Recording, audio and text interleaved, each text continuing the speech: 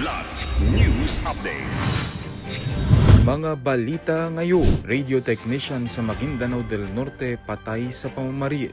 Sa Day 6 ng impeachment trial ni VP Sara, Jokno at POA nagtapat sa usapin ng bank, tax at AMLAC records. Witnesses na isasalang ng prosecution muling binawasa.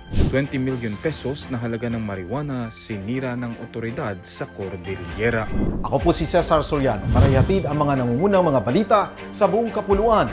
Ngayon, Patay ang isang radio technician ng TXMS NDBC matapos pagbabarilin ng mga hindi pa nakikilalang sospek habang papasok sa trabaho nitong Martes ng hapon sa Sultan Kudarat, Maguindanao del Norte. Kinilala ang biktima na si Dennis Daborbor Pido, 56 anyos, residente ng Cotabato City at mahigit 30 taong naglingkod sa Notre Dame Broadcasting Corporation o NDBC. Ayon sa pulisya, binabaybay ni Pido ang Cotabato Davao National Highway sakay ng motorsiklo nang sundan at pagbabarilin ng mga suspect na nakamotorsiklo rin. Nagtamo siya ng 3 tama ng bala at kalaunay binawian ng buhay sa ospital. Mariing kinundina ng pamunuan ng NDBC ang insidente at nanawagan ng mabilis at masusing investigasyon upang mapanagot ang mga salari. Patuloy naman ang hot pursuit operation ng pulisya habang inaalam pa ang motibo sa pagpasla.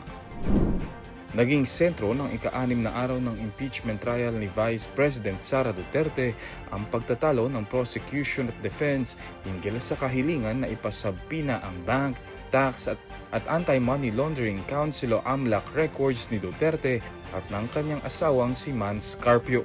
Pinangunahan ni House Prosecutor Chel Jokno ang argumento ng prosekusyon na iginiit na may kapangyarihan ng impeachment court na hingin ng mga dokumentong ito bilang bahagi ng pagdinig sa alegasyon ng umano'y unexplained wealth. Mariin naman itong tinutulan ni Defense Counsel Michael Powa na nagsabing isa lamang itong fishing expedition. Walang testigong humarap sa korte sa Day 6. Sa halip nagkaroon ng oral arguments sa mga senator judges bago ipagpaliban sa Hulyo 20 ang paglalabas ng desisyon ukol sa mga sabpina. Samantala, binawasan pa ng prosecution ang listahan ng mga testigo para sa Article 4 matapos bawiin ang pagpapaharap sa 6 na nakatakdang saksi, kabilang ang ilang mamamahayag, isang psychiatrist at iba pang corroborative witnesses. Sa ngayon, si NBI Director Melvin Matibag na lamang ang inaasahang huling testigo ng prosecution para sa Article 4 kapag nagpatuloy ang paglilitis sa susunod na linggo. Mahigit 100,000 pesos na halamang marijuana na tinatayang nagkakahalaga ng 20 million pesos ang sinira ng mga otoridad sa isang operasyon sa bulubunduking boundary ng Sadanga Mountain Province at Tinglayan, Kalinga noong Hulyo 12. Ayon sa Philippine National Police o PNP, natuklasan ang taniman sa isinagawang operasyon ng pinagsanib na puwersa ng Mountain Province Police Provincial Office at Philippine Drug Enforcement Agency o PIDEA. Kabilang sa mga lumahok ang mga tauhan mula sa iba't ibang unit ng pulisya sa lalawigan.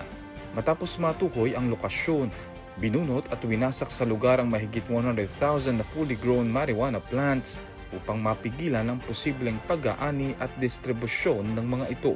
Sinabi ng PNP na bahagi ito ng patuloy na kampanya laban sa ilegal na droga, partikular sa mga lugar na matagal nang ginagamit bilang taniman ng marijuana dahil sa kanilang liblib at bulubunduking lokasyon. Para sa Kidlat News Channel, ako si Renza Linon, nag-uulat. ako po si Cesar Soriano, kasama nyo sa bawat pagputo ng balita.